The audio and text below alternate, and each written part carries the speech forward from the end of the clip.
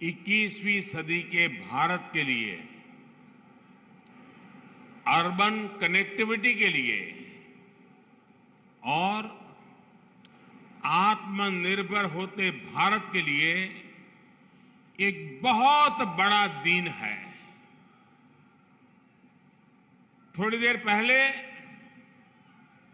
मैंने गांधीनगर मुंबई वंदे भारत एक्सप्रेस के तेज रफ्तार सफर का अनुभव किया। ये सफर था तो कुछ मिनटों का ही, लेकिन ये मेरे लिए बहुत गौरव से भरे क्षण थे। ये देश की तीसरी और गुजरात की पहली वंदे भारत ट्रेन है। कालूपुर रेलवे स्टेशन से कालूपुर मेट्रो स्टेशन और फिर वहां से अहमदाबाद मेट्रो की सवारी करते हुए मैं थलतेज पहुंचा।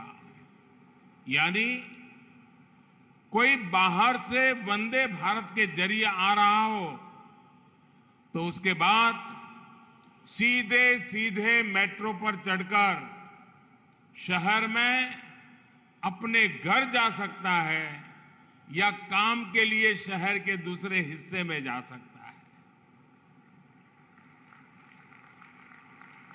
और गति इतनी तेज कि जो शेड्यूल कार्यक्रम बनाया था उससे 20 मिनट पहले मैं थलतेज पहुंच गया। मैं आज ट्रेन में सफर कर रहा था। डिपार्टमेंट के लोग कई खूबियां बताते रहते हैं, एडवर्टाइजमेंट भी करते रहते हैं, कितनी स्पीड है, क्या व्यवस्था है, सब।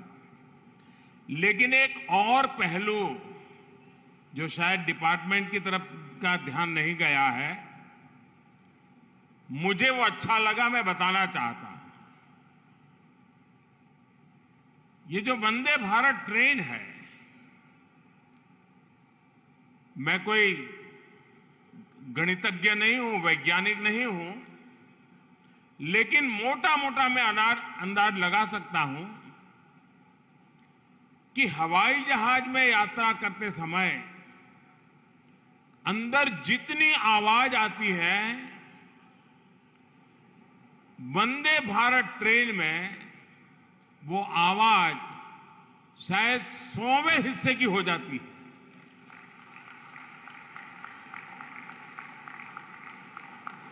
यानी 100 गुना ज्यादा आवाज विमान में होती है। विमान में अगर बातचीत करनी है तो काफी दिक्कत रहती है।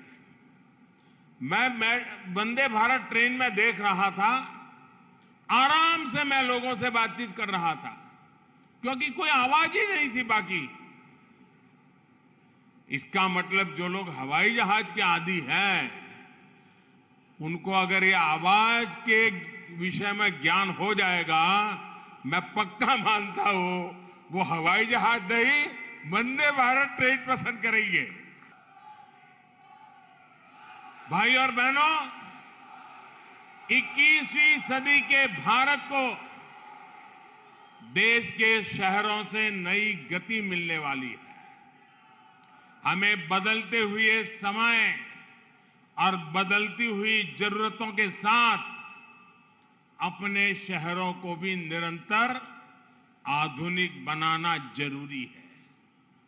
शहर में ट्रांसपोर्ट का सिस्टम आधुनिक हो, सीमलेस कनेक्टिविटी हो, यातायात का एक साधन दूसरे को सपोर्ट करे, ये किया जाना बहुत आवश्यक है। 8 वर्षों में एक के बाद एक देश के 2 दर्जन से ज्यादा शहरों में मेट्रो या तो शुरू हो चुकी है या फिर तेजी से काम चल रहा है। देश के दर्जनों छोटे शहरों को एयर कनेक्टिविटी से जोड़ा गया है। साथियों, देश के शहरों के विकास पर इतना अधिक फोकस, इतना बड़ा निवेश इसलिए किया जा रहा है क्योंकि ये शहर आने वाले 25 साल में विकसित भारत के निर्माण को सुनिश्चित करने वाले हैं। यही अहमदाबाद, सूरत, बड़ौदा, भोपाल, इंदौर, जयपुर, यही सब हिंदुस्तान के 25 साल के भाग्य को गढ़ने वाले हैं।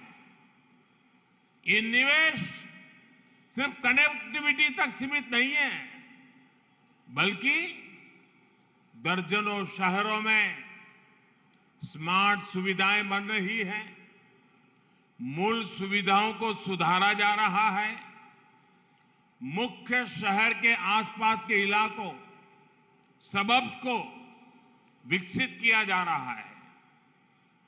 ट्विन सिटी का विकास कैसे होता है, गांधीनगर, अहमदाबाद इसका उत्तम उदाहरण है।